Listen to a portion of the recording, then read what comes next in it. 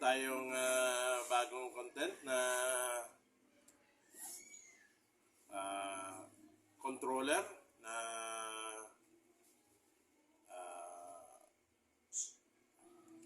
Newmark controller. Nabili ko sa ka-group natin na Mini Sound din. Second hand lang pero as new pa. At halos dalawa kasing ginagamit nila. Nahiling ko na kunin ko na lang sa kanya ng mas mababang presyo. Bago natin box, subscribe nyo muna yung aking YouTube channel, Froilan Mini Sounds. Like and share and comment. Sa mga hindi pa nagsusubscribe, subscribe na. Simulan natin ang pagbubukas ng ating Newmark controller. Ayan. Natin. Ayan po. Good as nyo ba? Napakaganda. Labas natin. Ayan.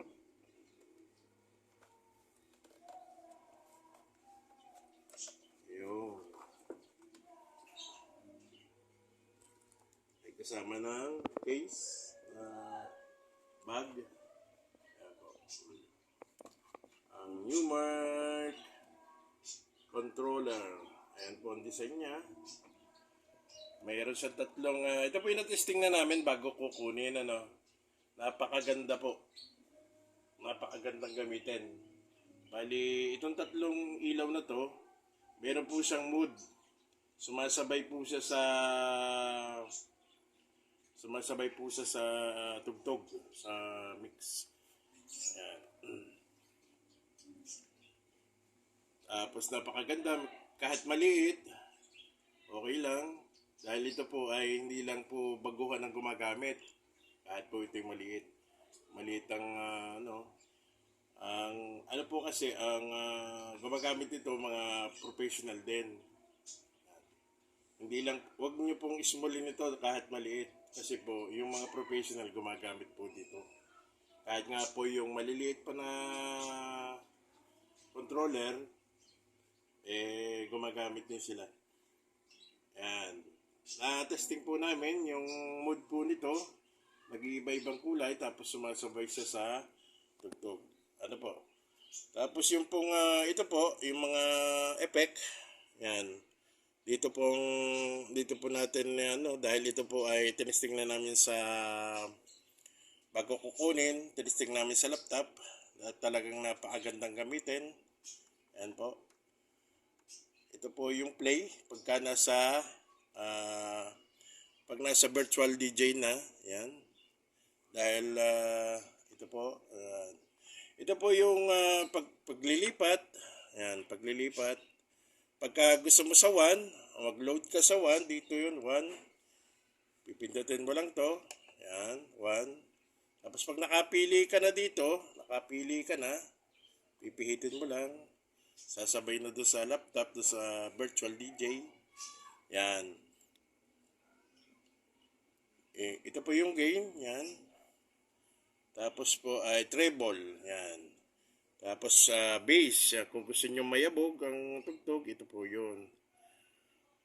May master gain pa, yung makikita nyo sa susunod ko na na pagbablog, makikita nyo patutugtugin natin to kung gaano kaganda. Yan. Yan, may kabitan siya ng headset. Yan po, Newmark Party Mix. Yan, may mga tutak siya. Yan. Ayan. May left and right. Yan. Napakaganda pong gamitin. Tuwan-tuwa po ako kasi pangarap ko to na magkaroon ako ng controller. Umaasa lang ako kasi ako sa computer, doon lang ako nagmi-mix. Ngayon, natupad na yung pangarap ko kahit Hindi lang po ito basta maliit kasi napakaganda po nitong gamitin. Kahit sino po magsasabi na napakagandang gamitin. Ayan po yung left and right. Pag nasa browse ka na, magpili ka ng kanta sa pindutin mo to. Tapos po pindutin mo ito para dito naman magpe-play ka. Kaya po may headset para po malaman nyo yung susunod na kanta. Ito naman po yung bumabagal ang tugtog tapos bumibilis yung tugtog. Yan. Ito po naman, pag umilaw po ito, alam ba, nasa headset ka, iilaw, pwede kang, pwede mo na ito magamit. Yan. Tapos, ito po yung mga effects. Marami po yan. Pag po pinindot natin sa virtual DJ, yung lahat po ng nakalagay sa virtual DJ na effect, dito ka lang mamimili. Ito po yung mode. Tapos pipindutin mo yung virtual DJ para magpalit ng effect. Ito po yun. A and B po. A and B. Yan. Yan po lahat yun. Susunod po, ipapakita ko naman, ipaparinig ko at saka ipapakita ko ng tutorial yung tumutunog na. Ngayon po, sa ngayon po, parang unboxing na lang po ito. Yan po. Pakilagay-insert na lang po, Proilan Mini Sound. Yun lang po muna ang aking susunod po na vlog, patutugtugin na natin to. Gagamitin na natin. Salamat po ng marami sa panonood.